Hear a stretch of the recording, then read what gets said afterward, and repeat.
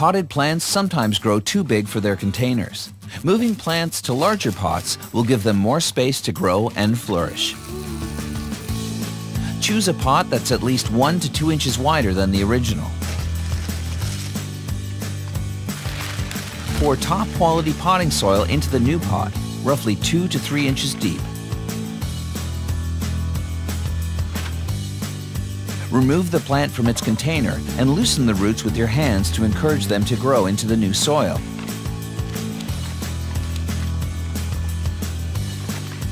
Place the plant into the pot and use a trowel to pour more potting soil around the plant. Leave at least an inch of space at the top of the pot for water to collect in the soil.